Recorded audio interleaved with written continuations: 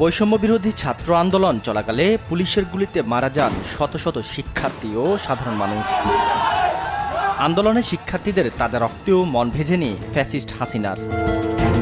বিভিন্ন জায়গায় হামলা, গ্রেপ্তার ও গুলির সরাসরি নির্দেশ দিতেন শেখ হাসিনা। এমনই একটি কল রেকর্ড এখন দেশ টিভির হাতে, যেখানে দেখা যায় ছাত্র আন্দোলনকে ঘিরে তৎকালীন স্বরাষ্ট্রমন্ত্রী আসাদুজ্জামান খান কামালকে পুলিশ দিয়ে ছাত্র জনতার মিছিলে গুলির নির্দেশ দেন শেখ হাসিনা। সেই নির্দেশনার কথা ফোন কল দিয়ে জানান শেখ হাসিনার ব্যক্তিগত সহকারী। আসসালামু আলাইকুম স্যার। জি আসসালাম স্যার, ওই একটা বিষয় একটু স্যার জানাই রাখি আপনাকে। মাননীয় প্রধানমন্ত্রী এখন একটা বিষয় আপনাকে জানাইতে বলছেন স্যার।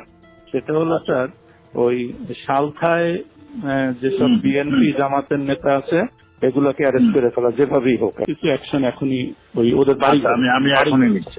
আর পলিটিক্যালি স্যার ওরা যেহেতু পূর্বে আমাদেরও একই রোল এখন। ওকে, ঠিক আছে। কোনো জায়গায় হামলা হলে সেখানকার বিএনপি জামায়াত নেতাদের বাড়িতে পাল্টা হামলার নির্দেশ দেওয়া হয়। ইউর ইন্টেলিজেন্স সোর্স যে এরপরে যদি কোনো AC land office, UNO office, থানা বা এই জাতীয় কোনো আক্রমণ হয় তাহলে বিএনপি জামাত এবং হেফাজতের ওই নেতাদের বাড়িতে আক্রমণ হবে। কোনো ভূমি অফিসে আগুন দিলে যেন সেখানকার হেফাজত ও বিএনপি জামায়াতের নেতাদের জমির রেকর্ড না দিয়ে সেই জমি দখল করার নির্দেশও দেওয়া হয় স্বৈরাচারের স্বরাষ্ট্রমন্ত্রী কামালকে।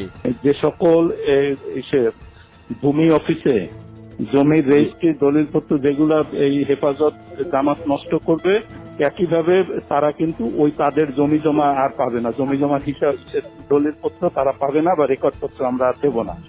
ফরিদপুরের সালতায় বিএনপি জামায়াতের সব নেতাকে যে কোনো মূল্যে গ্রেফতারের কড়া নির্দেশ দেওয়া হয় শেখ হাসিনার পক্ষ থেকে। পলিটিক্যালি লোকালি রিয়েক্ট করা, মানে আমাদের ভাঙলে তাদেরও ভাঙবে। এইগুলো আর স্যার ওই একইভাবে আপনাদের পলিটিক্যাল সিস্টেম এগুলো সব থেকে জানান। এই সার চাচ্ছে যে সালতায় যেভাবে হোক বেশ কিছু অ্যারেস্ট এখন হয়ে যায় বাড়ি করে। শুধু তাই নয়, কোন মামলায় কাকে গ্রেফতার করবে, কার নামে চার্জশিট তৈরি করবে সেই নির্দেশনাও বিনা বাক্যে মাথা পেতে নেন সাবেক স্বরাষ্ট্রমন্ত্রী কামাল। আমি আচ্ছা আরেকটা জিনিস ওনার সঙ্গে, আমি কি ওই যে ইসের চার্জশিটটা আজকে হচ্ছে শাফি হুজুরের যে হত্যা, এখানে মামুনের সংশ্লিষ্টটা আমরা এটা খুঁজে পাইনি, কিন্তু বাবুনগরীরটা পাওয়া গেছে। ওনাকে একটু জানিয়ে দিন, দাদা আমরা চার্জশিটটা রেডি করি। ছাত্র জনতার অভ্যুত্থানে ক্ষমতাচ্যুত শেখ হাসিনা পালিয়ে যাওয়ার পর থেকেই আসাদুজ্জামান খান কামাল লোকচক্ষুর আড়ালে।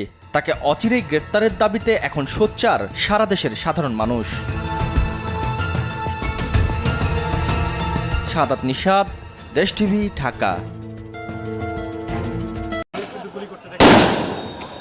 বৈষম্য বিরোধী ছাত্র আন্দোলন চলাকালে পুলিশের গুলিতে মারা যান শত শত শিক্ষার্থী ও সাধারণ মানুষ।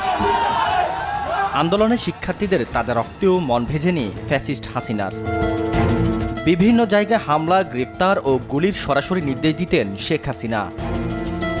এমনই একটি কল রেকর্ড এখন দেশ টিভির হাতে, যেখানে দেখা যায় ছাত্র আন্দোলনকে ঘিরে তৎকালীন স্বরাষ্ট্রমন্ত্রী আসাদুজ্জামান খান কামালকে পুলিশ দিয়ে ছাত্র জনতার মিছিলে গুলির নির্দেশ দেন শেখ হাসিনা। সেই নির্দেশনার কথা ফোন কল দিয়ে জানান শেখ হাসিনার ব্যক্তিগত সহকারী। আসসালামু আলাইকুম স্যার। জি আসসালাম স্যার, ওই একটা বিষয় একটু স্যার জানাই রাখি আপনাকে। মাননীয় প্রধানমন্ত্রী এখন একটা বিষয় আপনাকে জানাইতে বলছেন স্যার। সেটা হলো স্যার, ওই সালথায় যেসব বিএনপি জামাতের নেতা আছে এগুলোকে অ্যারেস্ট করে ফেলা যেভাবেই হোক, কিছু অ্যাকশন এখনই ওই ওদের বাড়ি আমি এখনই নিচ্ছি। আর পলিটিক্যালি স্যার ওরা যেহেতু পূর্বে আমাদেরও একই রোল এখন। ওকে, ঠিক আছে। কোনো জায়গায় হামলা হলে সেখানকার বিএনপি জামায়াত নেতাদের বাড়িতে পাল্টা হামলার নির্দেশ দেওয়া হয়।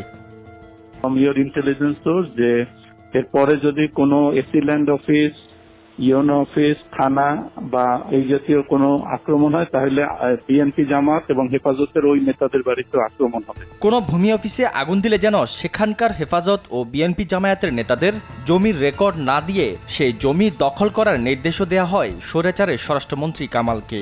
যে সকল ভূমি অফিসে জমির রেজিস্ট্রি, দলিলপত্র যেগুলা এই হেফাজত জামাত নষ্ট করবে, একইভাবে তারা কিন্তু ওই তাদের জমি জমা আর পাবে না। জমি জমা হিসাব, দলিলপত্র তারা পাবে না বা রেকর্ডপত্র আমরা আর দেব না। ফরিদপুরের সালতায় বিএনপি জামায়াতের সব নেতাকে যে কোনো মূল্যে গ্রেফতারের কড়া নির্দেশ দেওয়া হয় শেখ হাসিনার পক্ষ থেকে। পলিটিক্যালি লোকালি রিয়েক্ট করা, মানে আমাদের ভাঙলে তাদেরও ভাঙবে। এইগুলো আর স্যার ওই একইভাবে আপনাদের পলিটিক্যাল সোর্স এগুলো সব থেকে জানান। এই সার চাচ্ছে যে সালতায় যেভাবে হোক বেশ কিছু অ্যারেস্ট এখন হয়ে যায় বাড়ি। শুধু তাই নয়, কোন মামলায় কাকে গ্রেফতার করবে, কার নামে চার্জশিট তৈরি করবে সেই নির্দেশনাও বিনা বাক্যে মাথা পেতে নেন সাবেক স্বরাষ্ট্রমন্ত্রী কামাল।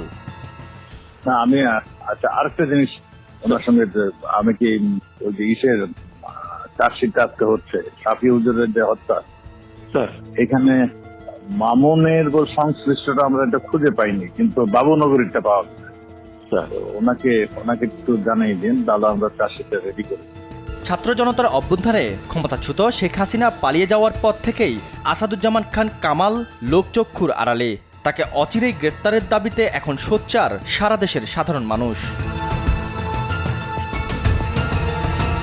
সাদাত নিশাত, দেশ টিভি, ঢাকা।